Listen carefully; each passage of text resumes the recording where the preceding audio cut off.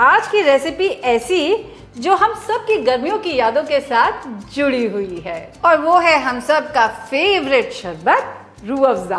गर्मियों में कम से कम एक बॉटल ये शरबत तो हम सबके घर में आता ही आता है ना। चाहे शरबत में, चाहे शिकंजी में, चाहे दूध में, फालूदा के ऊपर या आइसक्रीम के ऊपर, हम सब ने इसे जरूर एंजॉय किया है। तो हेलो हाय नमस्कार, हो जाइए तैयार।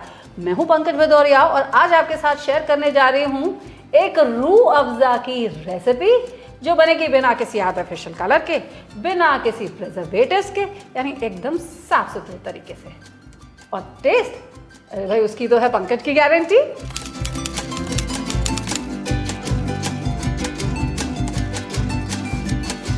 तो ये रूह अफ़ज़ा बनेगा किसके साथ? अरे भाई गुलाब की पत्तियों के साथ। और इसी के साथ साथ हम इसमें ऐड करेंगे कुछ वेजिटेबल्स भी और कुछ फ्रूट जूसेस भी। तो चलिए फिर देर किस बात की, शुरू करें।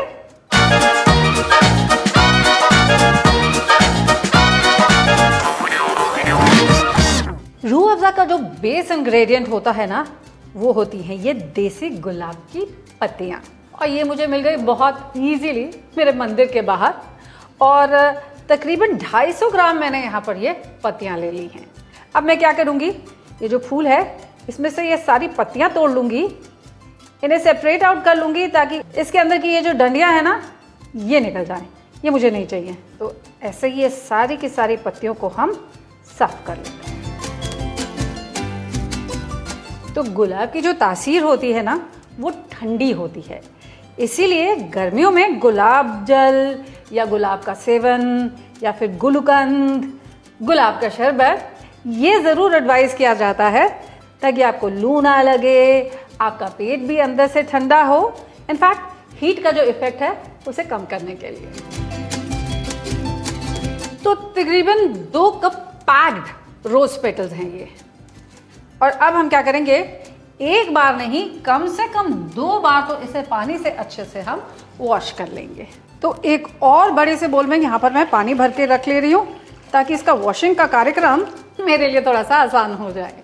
इसको अच्छे से धो लेना बहुत ज़रूरी है ना, क्योंकि कोई केमिकल्स नहीं रह जाने चाहिए, कोई गंदगी, सड़क की धूल, मिट्टी, ये सब निकल जाए। इसलिए खूब अच्छे से हम इसको 2 बार कम से कम धो लेंगे। अब होगा क्या, ऊपर से जब आप इसे उठाएंगे ना, आप नोटिस करेंगे कि सारी गंदगी जो है वो नीचे रह जाएगी। ये हो गया एक पानी से, इसे दूसरे पानी में निकाल लेते हैं। अब ये देखिए इसमें कितनी नीचे गंदगी रह गई, और इसी के साथ साथ गुलाब के सीड्स भी रह गए। तो अब लेते हैं एक बड़ा सा पैन, और दूसरी बार जब मैं इन गुलाब की पत्तियों को वॉश करूंगी ना, मैं इन्हें डायरेक्टली इसी पैन में निकाल दूंगी। अब 2 बार इन गुलाब की पत्तियों को पानी से अच्छे से धो लेने के बाद हम क्या करेंगे, हम इस पैन में अब लेंगे 4 कप पानी। लेकिन केवल गुलाब की पत्तियां ही नहीं चाहिए, हमको कुछ फ्रूट्स और वेजिटेबल्स भी चाहिए होंगे to add to this water. तो जैसे सबसे पहले तो मैं ले रही हूँ ये एक कैरेट, बिग साइज, और इसकी फाइन स्लाइसेस करके मैं इसे अपने पैन में ऐड कर दूंगी। तो मैं तो यहाँ इन कैरेट्स को फाइन स्लाइस कर रही हूँ। आप चाहें तो ग्रेट भी कर सकते हैं, या तो अपने मिनी चॉपर में ऐड करके इनको फाइन चॉप भी कर सकते हैं। मकसद बस इतना है कि ये कैरेट्स का फ्लेवर और इसकी गुडनेस दोनों पानी में आ जाए। तो ये गए हमारे कैरेट्स। और अब ऐसे ही हम बीट रूट को भी पील करके फाइन स्लाइस कर लेंगे। अगर छोटे बीट रूट्स हो तो 2 ले लीजिएगा, बड़ा हो तो केवल 1 काफ़ी है। अब ये बीट रूट ना केवल इसको एक अच्छा सा कलर देगा, एकदम नेचुरल पिंक कलर, क्योंकि हम इसमें कोई आर्टिफिशियल कलर नहीं ऐड कर रहे हैं ना, इसलिए, बल्कि इसी के साथ साथ बीटरूट की जो गुडनेस है, इसके जितने गुण हैं, ऑल द बेनिफिट्स, वो भी हमको अपने रूह अफ़ज़ा में मिल जाएंगे। तो ये 2 छोटे बीटरूट भी मैंने स्लाइस कर लिए हैं। अब इनको भी हम अपने पैन में ऐड कर देते हैं। मेरे पास है यहाँ पर ये पुदीने की पत्तियाँ। अब रूह अफ़ज़ा में वो जो आपको एक तरोताज़गी का एहसास होता है ना, यकीन मानिए वो ये मिंट लीव्स यानी कि पुदीने की वजह से होता है। तो ऑलमोस्ट 1/4 कप हम इसमें पुदीने की पत्तियां ऐड कर देंगे। अब अगला इंग्रेडिएंट सुन के ना आप बिल्कुल हैरान हो जाएंगे, क्यों?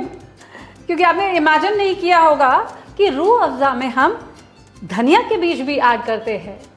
तो मैं ले रही हूँ यहाँ पर 1 टेबलस्पून धनिया और इसको पहले लाइटली मैं क्रश कर लूँगी।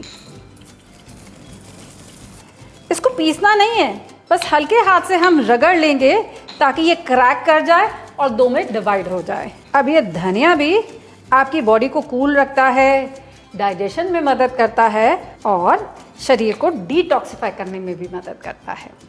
तो 1 टेबलस्पून ये क्रश्ड धनिया हम इसमें ऐड कर देते हैं। अब पहले तो इसे एक बॉईल पे लाते हैं और उसके बाद इसे कवर करके हम सिमर होने के लिए छोड़ देंगे तकरीबन 20 मिनट के लिए। बढ़िया इसमें खुशबू आ चुकी है। अब गैस को कर देंगे हम बंद। 2 मिनट इसे कूल डाउन हो जाने दीजिए और फिर इसे हम एक छन्नी से छान लेंगे। आप नोटिस करेंगे कि गुलाब की पत्ती ने और इसी के साथ साथ ये जो चुकंदर हमने डाला था, सब ने इसमें अपना कलर छोड़ दिया है और इस पानी में ना केवल इनका कलर, इनकी खुशबू, बल्कि इनका सारा अर्क, दैट इज इनकी गुडनेस, वो सब आ चुकी है। और देखिए आ गया ना वो रूह अफ़ज़ा का कलर भी हमारे पानी में। अब इसे प्रेस करके इसका सारा एक्सट्रैक्ट हम निकाल लेंगे। Done. Now let's return this to the pan.